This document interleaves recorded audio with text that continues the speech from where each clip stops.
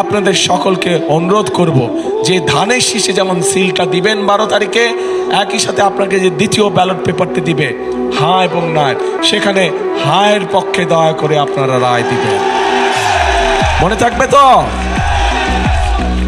আপনাদের নিশ্চয়ই মনে আছে আজকে থেকে প্রায় 2.5 বছর আগে যখন স্বৈরাচার এই দেশের মানুষের কাঁধের উপরে চেপে বসেছিল, সেই সময় বিএনপি সংস্কার প্রস্তাব দিয়েছিল দেশের মানুষের সামনে। 31 দফা সংস্কার প্রস্তাব মনে আছে?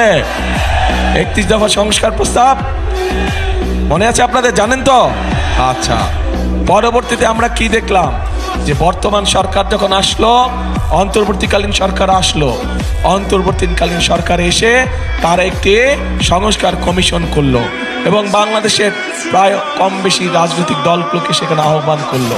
আমরাও গিয়েছি সেখানে, আমরা আমাদের সংস্কার প্রস্তাব আমরা দিয়েছি এবং মোটামুটিভাবে সংস্কার প্রস্তাব যেগুলো আমরা দিয়েছি, যা আমরা জনগণের সামনে অনেক আগে উপস্থাপন করেছিলাম, সেইগুলাই কম বেশিভাবে তারাও দিয়েছে। হতে পারে কোনোটি ব্যাপারে আমাদের সাথে কিছু দ্বিমত আছে, কিন্তু আমাদের সাথে যদি কোনোটির ব্যাপার দ্বিমত থাকে, আমরা কোনো লুকো ছাপা করিনি। আমরা জনগণের সামনে প্রকাশ্যে বলেছি যে কোনটিতে আমরা সম্মত দিয়েছি এবং কোনটিতে আমাদের কিছু ডিসএগ্রিমেন্ট আছে, প্রকাশ্যে বলেছি।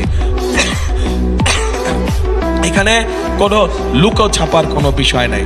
এখন প্রিয় ভাই বোনেরা, এই যে 12 তারিখে যে আপনারা আপনাদের পরিকল্পনা সফল করতে যাবেন, একই সাথে আরেকটি কাজ করতে হবে। যেই অধিকার ফিরানোর জন্য আবু সাইদ নিজের জীবনকে উৎসর্গ করেছে, চট্টগ্রামে ওয়াসিম নিজের জীবনকে উৎসর্গ করেছে, এরকম হাজারো মানুষ যারা নিজের জীবনকে উৎসর্গ করেছে,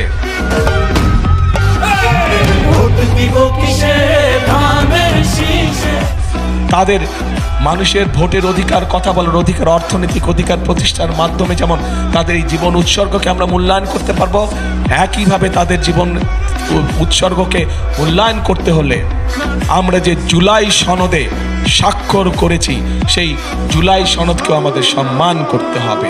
এবং সেজন্যই আপনাদের সকলকে অনুরোধ করব যে ধানের শীষে যেমন সিলটা দিবেন 12 তারিখে, একই সাথে আপনাকে যে দ্বিতীয় ব্যালট পেপারটি দিবে হ্যাঁ এবং না, সেখানে হায়ের পক্ষে দয়া করে আপনারা রায় দিবেন। মনে থাকবে তো? প্রিয় ভাই বোনেরা,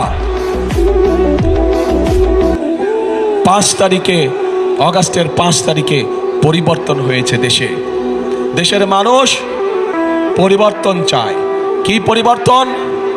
ফ্লাইওভার হবে বড় বড়, বিল্ডিং হবে বড় বড়,